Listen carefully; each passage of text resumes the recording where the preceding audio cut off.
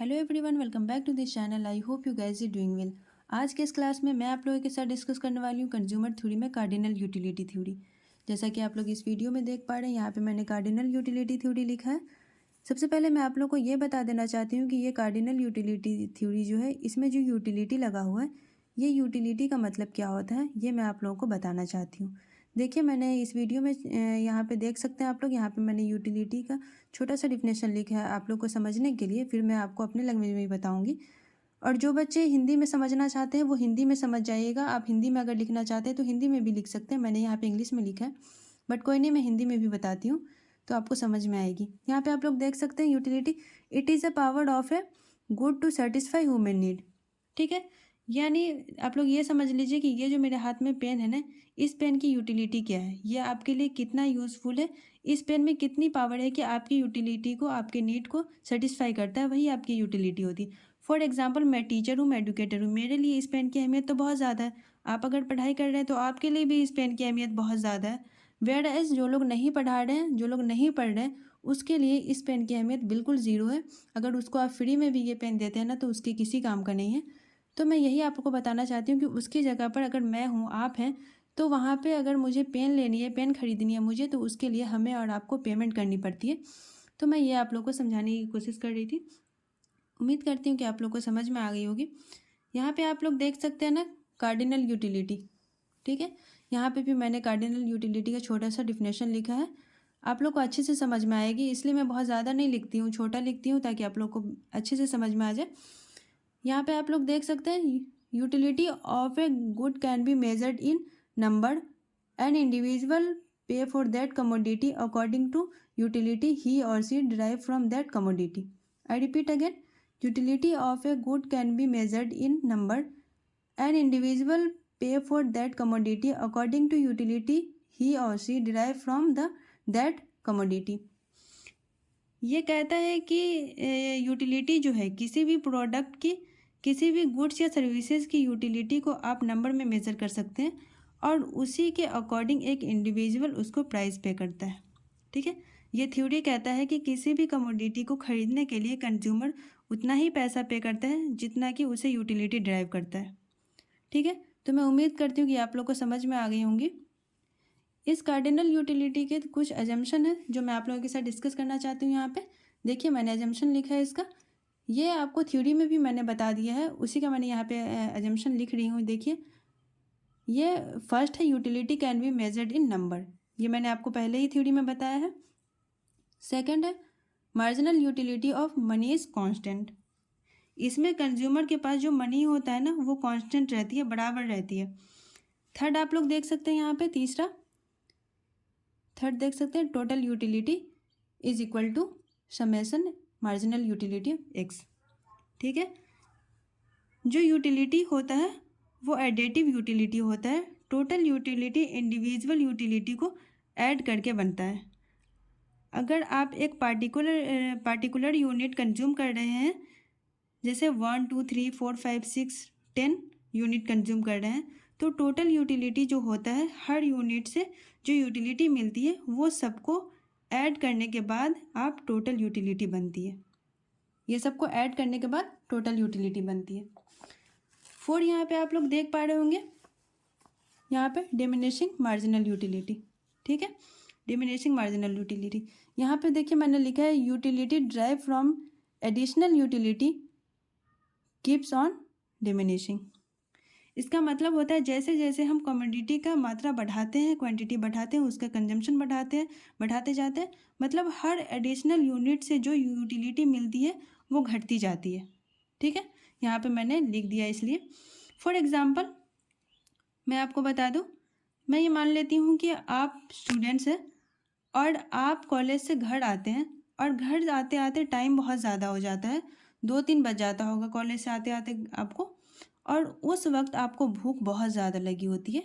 और जब आपको भूख ज़्यादा लगी होती है और जब आप घर पे आते होंगे ना, तो आप अपनी मदर से या सिस्टर से आप बोलते होंगे खाना निकालने के लिए, या फिर बोलते होंगे, तो जब वो कोई आपको खाना निकाल करके जब दे रहे होंगे और आपको उस वक्त जब आपके सामने खाना होगा और उस वक्त आपको, या फिर उस वक्त कोई रोटी भी बना रहा है जो आपको उस टाइम पे रोटी भी ला करके सर्व कर रहे हैं, तो वहाँ पे क्या है ना कि जब आपको फर्स्ट रोटी वहाँ पे मिलेगी, क्योंकि जब रोटी बनी होगी तब तो आपको एक बार ही ला करके देंगे, बट अगर एक एक करके अगर आपको कोई रोटी ला करके दे रहा है और जब आप फर्स्ट रोटी खाएंगे तो उस वक्त जो है ना आपको बहुत ज़्यादा यूटिलिटी मिलेगी, बहुत ज़्यादा, जिसको मैंने यहाँ पे देखिए आप लोग देख सकते हैं, यहाँ पे मैंने आप लोग को समझाने के लिए मैंने लिखा भी है।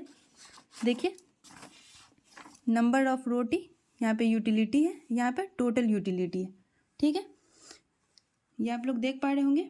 तो मैंने फॉर एग्जांपल मैंने आप लोग को बताया है कि अगर उस वक्त आपको कोई अगर एक रोटी ला करके देता है खाने के लिए, देखिए अगर कोई एक रोटी अगर आपको खाने के लिए ला करके देता है तो आपको 20 यूनिट यूटिलिटी मिलती है, ठीक है।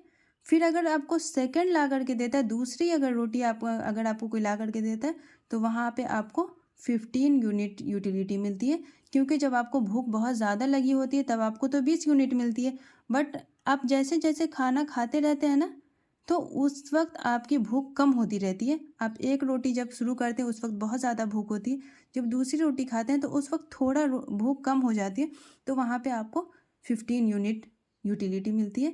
फिर जब आपको तीसरी रोटी मिलती है खाने के लिए तो वहाँ पे आपको यूटिलिटी 10 हो जाती है आपकी, क्योंकि भूख कम होती रहती है।